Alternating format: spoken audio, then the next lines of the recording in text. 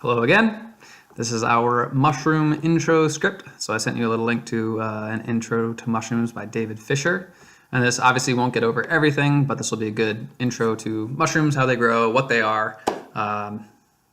Just give you an idea about mushrooms. So fungi, mushrooms are the fruiting body of a fungus. So fungi are their whole kingdom. So you have the animal kingdom, plant kingdom. Fungi are their own separate kingdom. They are not plant, they're not animal, they're not anything else like that. These include mushrooms, molds, yeasts, mildews, rusts, and smuts, and other kinds of other organisms. These are very ancient kingdoms, so they have a wide diversity. Look at me getting distracted by a bird. The actual organism of a mushroom is the mycelium. So when you see a mushroom popping out of the ground or out of wood, in that wood, whatever it's popping out of, there are going to be little white or other colored mats, strings of the actual organism. And these are called mycelia. And these are the actual organism of mushrooms. The mushrooms themselves are the reproductive structure.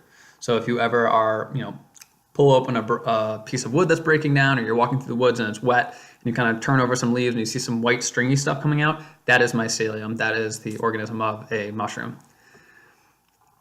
Mushrooms are only produced by some fungi. There's a whole category of mushrooms called mycorrhizal fungi, and they grow underground and they attach to the roots of trees and plants and other kinds of things. And these mycorrhizal fungi often don't reproduce with mushrooms. Some of them do. Your russulas and boletes and others, they are mycelial. They connect with trees, then they reproduce. But there's about 40 different mycelial mushrooms that don't reproduce with mushrooms, and they have no idea how to really identify them, because when they do the genetic analysis of these mycelia, they find genetic markers for like 150 different kind of animals and insects, all different kinds of things. And I think that these mycelia are actually collecting the genetic material of what they're growing through and incorporating it into their own DNA. It's a really strange, for our conceptualization of genetics, it's a really interesting concept that we haven't really parsed apart, because these things grow underground. We didn't know about them for a long time, and we're just developing the tools to be able to look at what their genetics are consistent of. So whenever you walk in the woods, just remember that there are those mycelia growing all under you. Your lawn has mycelium networks under them. I mentioned psilocybin as one of the compounds in the last mushroom poison video. Psilocybes will commonly grow in lawns, and the psilocybin eat dead roots of grass. And the psilocybin itself actually causes those grass roots to kind of fragment and grow a lot quicker and more densely and more matte. So the mushroom has more material to eat once those roots die away. So really interesting interactions with mycelia and mushrooms and plants. Mushrooms can come in all different shapes and sizes. They can be umbrella shaped, coral shaped, shaped like a cup, a shelf, a phallus, icicles. There's lots and lots of different shapes. That's why one of the reasons why mycology is so interesting, that you will just find so many different colors and shapes and things that you wouldn't even think would have existed in nature. Fungi decompose other things generally. They have figured out a way to decompose cellulose and lignin, which are the hard parts of trees. Until fungi figured out how to break down cellulose and lignin, anytime a plant would grow and die, it would just sit there. And it would sit there and it would build up and build up and build up. And then finally fungi came along and figured out how to break down that hard stuff. And then we had other layers of strata going on. And that segment of life, when plants were growing and fungi didn't know how to break them down, that's why we have fossil fuels. All of that carbon, that cellulose and lignin, got put underground, compressed, and turned into fossil fuels. So fungi basically ended the Carboniferous period. Before that, if you ever had a plant die, it would just sit there and then get buried. That being said, other fungi are mycorrhizal. They can pair with plants and trees and exchange glucose for minerals and nutrients, or even just help the tree survive without any clear benefit to the mushroom. Other fungi are parasitic. So cordyceps are common.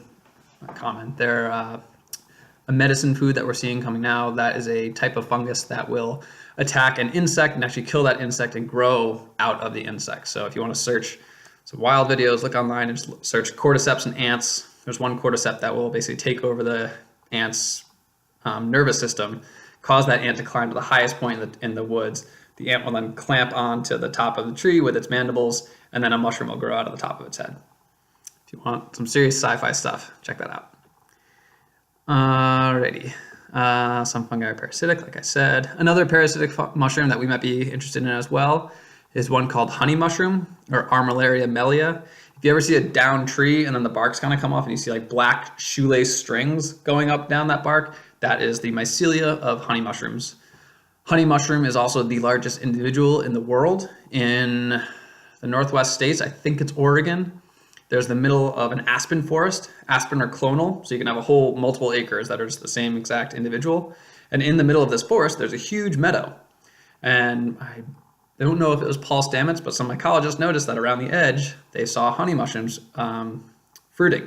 So they took, the sample of one mushroom from a mile that way, another one from a mile that way, realized they were the same individual, and they think that since over 2,000 years ago, this organism has slowly been farming that bit of woods, creating more food for itself as it kills off the aspen and returns the aspen to the soil, so it's improving the soil.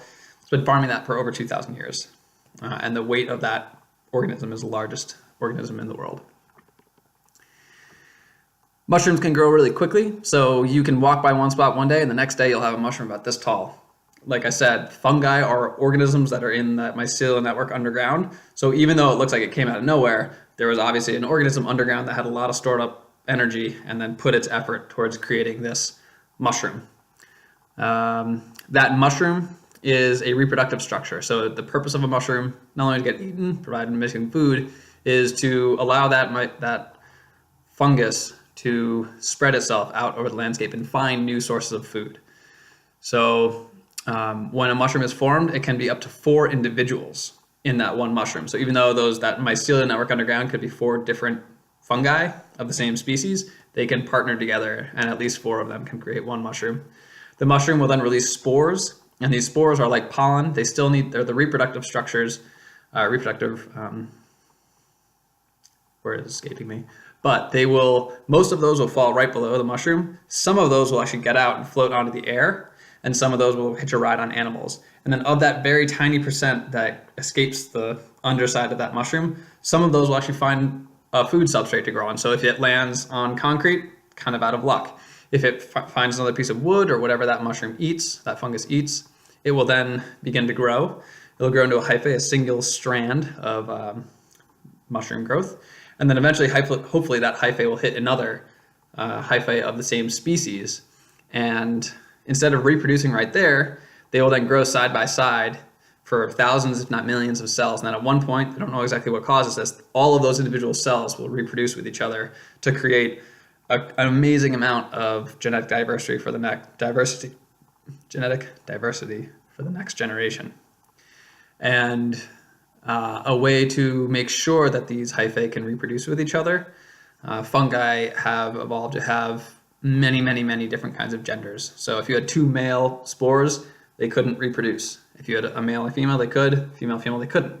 But since mushrooms have over 2,000 different genders, some of them, it almost guarantees that if a spore finds another spore from the same species, it can reproduce. To identify our mushrooms, we want to look at the top of the mushroom, the cap. Notice its color, what texture it is, anything else that's going on with the top of that mushroom.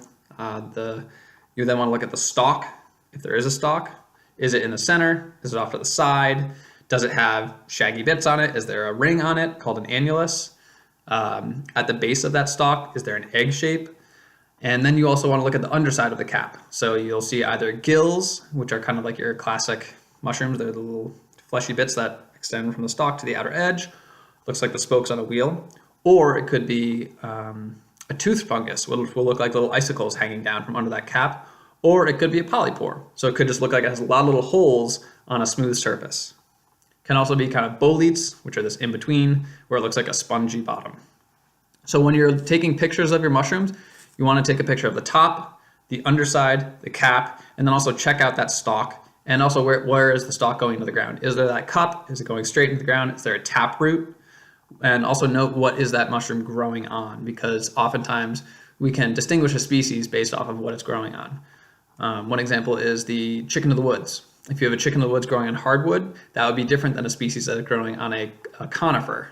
And you have more of those coniferous chicken of the woods out west, but those are the ones that some people seem to have some stomach upset with, whereas the other ones are just delicious and most people don't have a problem with them. There's also spore prints, so I'm going to post that video that I promised last week. I have it sitting here, I need to post it, on how to make a spore print. There's a link in the forum.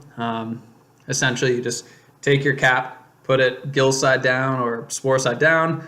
I like to use a piece of tin foil. You can also use a piece of white paper with some black marker drawn on it, just in case the spore print is white. And then you put a cover over that, like a bowl or something like that, to make sure that the wind's not blowing the spores around. Leave it overnight, and then you can check the next day. You should have a nice spore print. Can make really nice cards.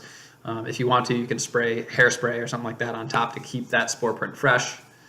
Not fresh. Well, you wouldn't be able to use it again, but it would preserve it as a piece of art. Yeah, that's spore prints. In terms of poisoning, you cannot, I should have mentioned this in the last video, you cannot poison yourself by touching a mushroom. Any mushroom you can touch, it's fine. If you eat that, that's a different story. But you can't poison yourself by touching a mushroom, so feel free to check out mushrooms. You can pick them up, turn around, anything like that. One note, this will be the last bit, on names of mushrooms. So this applies to plants as well. We have common names, which are what people have historically called these plants and mushrooms. So the common name for Phytolacca americana is pokeweed or pokeroot. The common name for Taraxacum officinale is dandelion. Sometimes common names can confuse people because people can call many species the same common name. One example would be amanitas. If I found an amanita mushroom, that could be any of the hundreds of members of the genus Amanita. It could be Amanita jacksonii, which is edible, or Amanita phalloides, which is death cap mushroom and can kill you. So when we want to talk to other people who know a little bit more about mushrooms, often we will use the scientific name. These are called Latin binomials. The first part of the name is the genus. So in Amanita jacksonii, Amanita is the genus, and there can be many, many different members of a genus. So we have hundreds of species within the genus Amanita. And then in Amanita jacksonii, jacksonii is the species. There's only one species that is named Amanita jacksonii. So you go from more general with the genus to very specific with the species. Yeah. Let's see, what did I miss? These Latin binomials, these scientific names, are often written in italics. So when you're reading a text and you see something written in italics, you know it's that Latin binomial, and just helps you ID that it's the Latin name. So that covers the basics of mushrooms. There's obviously much more out there, but this is enough for now. Please read that article that I linked to, and if you have any questions, please post them on the forum, or email them to me, and I'll get back to you very soon. Hope you're enjoying the nicer weather, and mushrooms should be coming soon.